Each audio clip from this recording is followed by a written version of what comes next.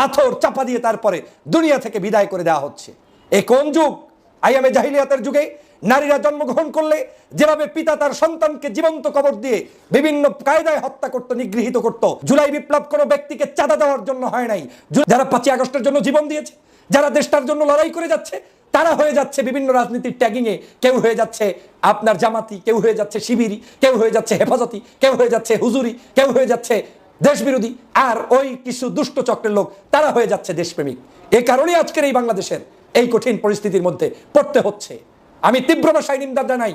শুধু বিচার করলে হবে না, সারা বাংলাদেশ থেকে সমগ্র প্রকার 1 পয়সার চাঁদা বাংলাদেশের কোন নাগরিক কোনো জায়গায় দিবেন না, এই শপথ নিতে হবে। কোন জায়গায় চাঁদা দিব না, চাঁদাবাজদেরকে স্থান দিব না। চাঁদাবাজ আমার আপন ভাই হলেও তার সাথে সখ্যতা রাখবো না, কোনো প্রকার অন্যায়ের সাথে আপোষ করবো না। এই সিদ্ধান্ত না নিতে পারলে আপনি যেমন দেশপ্রেমিক না, তেমনি আপনি রাজনীতি করার অধিকার রাখেন না। চোখে আঙ্গুল দিয়ে বিএনপি দোষ করলে বিএনপির সামনে বলতে হবে, জামাত দোষ করলে জামাতের সামনে বলতে হবে। সেই মানসিকতা পোষণকারীরাই একমাত্র দেশপ্রেমিক এবং দেশের নাগরিক। না হয় এই দেশ আগামীতে কোনোদিন ভালো পথে যাবে না, যাবে না, যাবে না।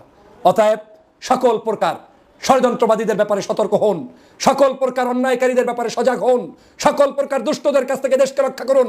মানুষকে এভাবে অন্যায়ভাবে হত্যা করে রাজনীতিতে টিকে থাকা যাবে না, এই রাজনীতি করতে দেয়া যাবে না। যারা করবে তাদের বিরুদ্ধে আপনি সম্মুখ যোদ্ধা হিসেবে ভূমিকা পালন করবেন। এই দেশটাকে ওদের হাতে আর ছেড়ে দেওয়া যায় না। পার্শ্ববর্তী দেশ বসে বসে ষড়যন্ত্র করছে। এখন ঐক্যমত গঠন করতে হবে, জাতীয় ঐক্যবদ্ধ হতে হবে। বিএনপি, জামাত, অন্যান্য রাজনৈতিক দল আদর্শিক ভিন্নতা থাকলেও এক থাকতে হবে। যারা একে অপরের সাথে লাগিয়ে দিয়ে দেশটাকে ধ্বংসের লীলাখেলায় নেমে পড়েছেন, তারা এই দেশটার শত্রু ছাড়া আর কিছুই নাই। অতএব আসুন বাংলাদেশকে গঠন করি, বাংলার নাগরিকের অধিকার প্রতিষ্ঠা করি এবং এই সকল অন্যায় অত্যাচারের তীব্র প্রতিবাদ করি। ইশাক ভাইয়ের কাছে আমার আহ্বান, আপনি আমার দেশ পত্রিকাকে ফালতু বলছেন, আপনার কাছে আহ্বান যে বাংলাদেশের ফালতু না এরকম একটি আপনার প্রিয় পত্রিকার নামটি জাতির কাছে জানিয়ে দিন। প্রিয় ভাই, আপনি আমার দেশকে ফালতু বলতে গিয়ে নিজে ফালতুতে রূপান্তরিত হচ্ছেন। আপনি ডক্টর মাহমুদুর রহমানকে ফালতু বানাতে গিয়ে ইশাক হোসেন আপনি ফালতু হয়ে যাচ্ছেন। আপনি কাকে মৌলবাদ শিখাচ্ছেন? মৌলবাদের ধারণাটা আপনার কাছে কি আছে? নতুন রাজনীতিবিদদেরকে দেশপ্রেমিক বানাচ্ছে আমার দেশ।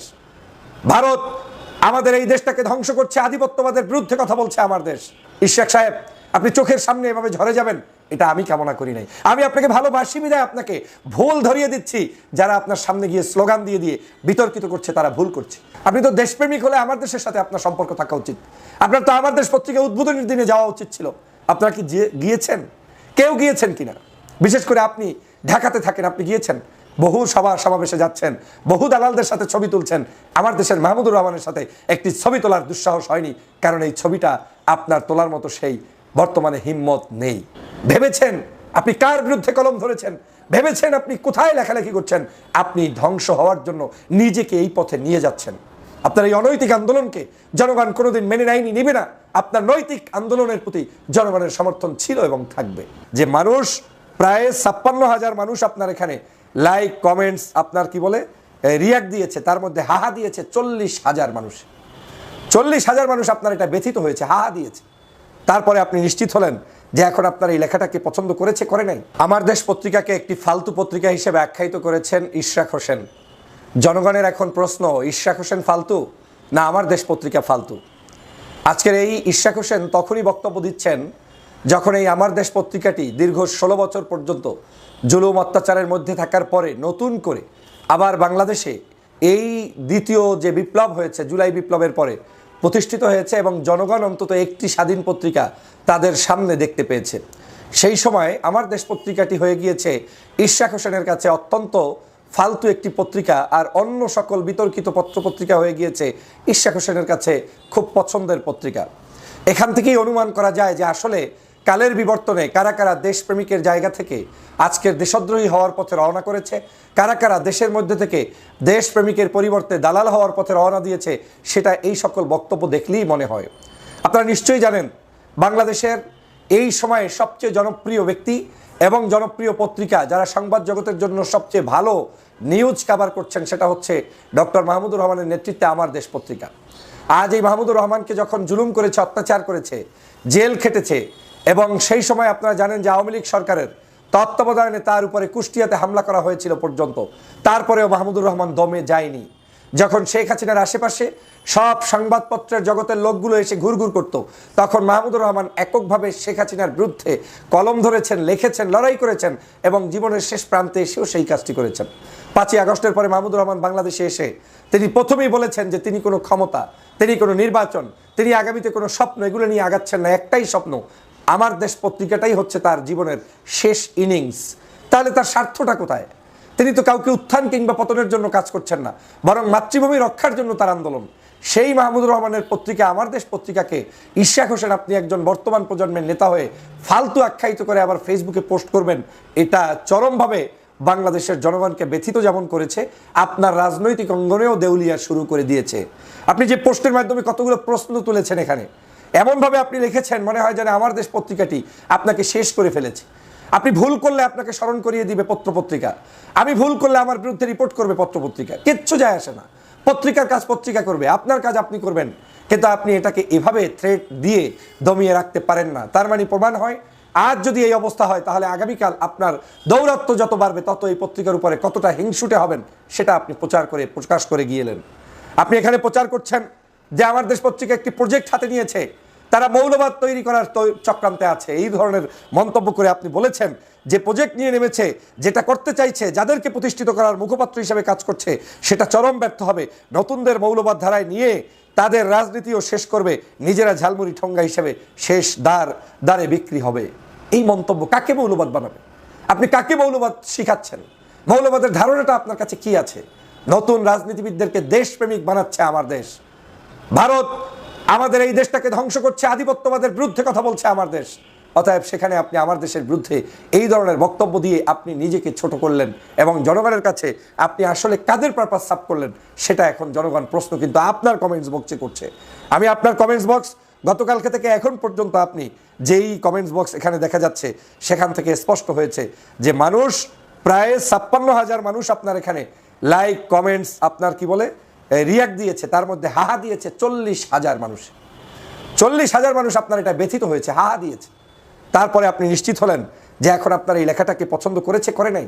আপনি আমার দেশ পত্রিকার একটি লিড নিউজকে শেয়ার করে এখানে বুঝাতে চাচ্ছেন যে আপনার বিরুদ্ধে নেমেছে কি লন্ডন সাফল্য ইশরাকে মেলান। কথা তো সত্য, লন্ডনে যে বিএনপির একটি সাফল্য ছিল সেই বিএনপি আপনার কারণেই মেলান হচ্ছে।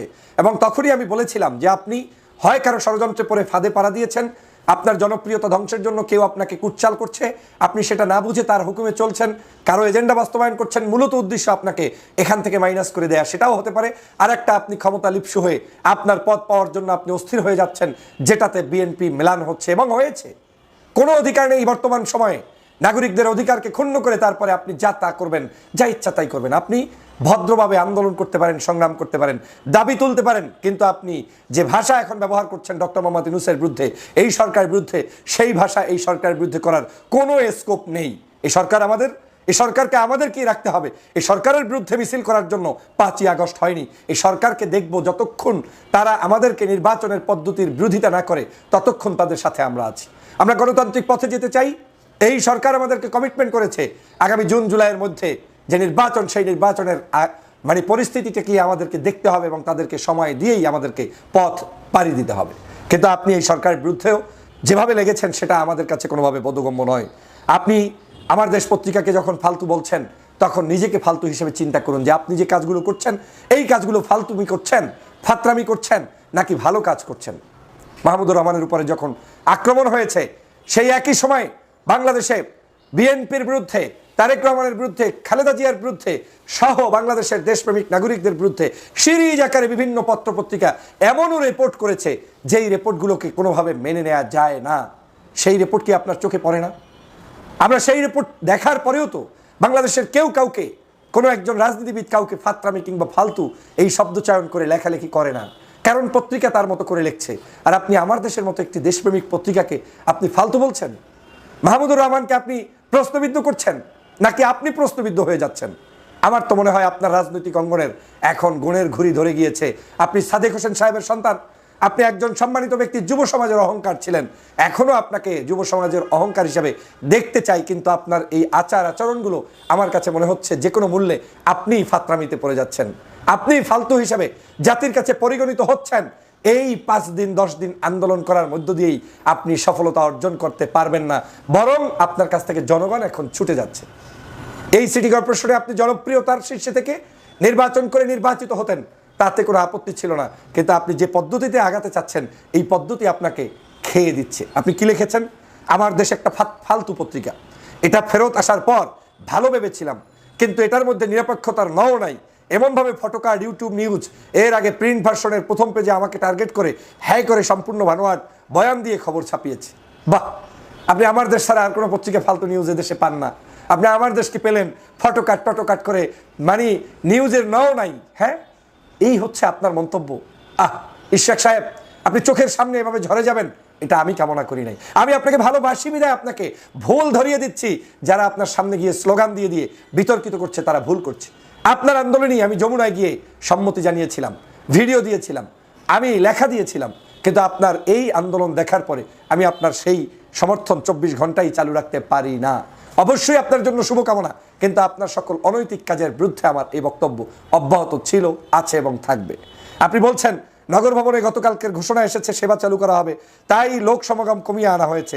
আমার দেখা মিলবে যখন যেখানে প্রয়োজন হবে। এই পত্রিকা নামের ফাত্রামি মার্কা খবর কেন ছড়াচ্ছে জানি না, কেন আমাকে ব্যক্তিগত আক্রমণ করছে তাও জানি না। এদের সাথে কোনোদিন যোগাযোগ ছিল না।